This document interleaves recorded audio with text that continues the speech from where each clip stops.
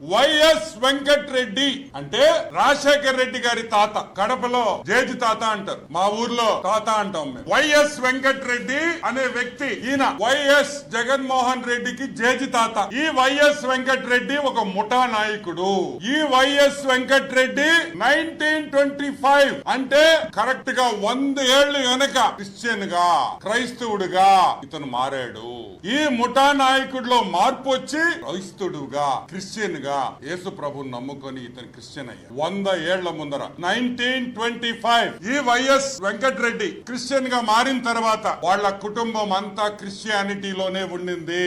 యేసు ప్రభువునే నమ్ముకున్నారు. అది తప్పు కాదు.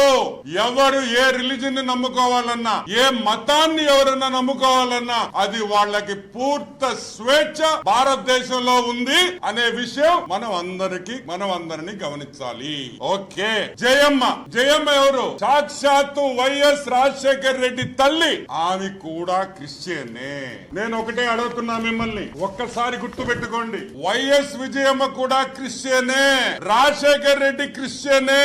రాజశేఖర్ రెడ్డి శ్రీమతి పెద్దామి విజయమ్మ గారు, ఆమె కూడా క్రిస్టియనే. జగన్మోహన్ రెడ్డి క్రిస్టియనే. జగన్మోహన్ రెడ్డి భార్య క్రిస్టియనే.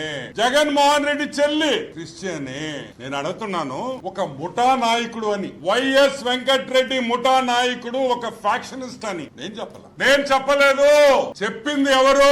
విమలమ్మ గారు. సాక్షాత్తు విమలమ్మ గారు చెప్పారు. ఏమని? మా తాత యోధుడు గారు సంధించి వెంకటరెడ్డి అని మా తాత గారు 93 సంవత్సరాలు అంటే 1925 లో క్రైస్తవుడిగా మారాడు. యేసు ప్రభువుని స్వంత రక్షణగా అంగీకరించాడు. అంతకు ముందర ఆయన విగ్రహాలు పూజించేవాడు. రాయలసీమలో ముఠా నాయకుడు. ఇది నేను చెప్పలే, వైఎస్ విమలమ్మ చెప్పింది.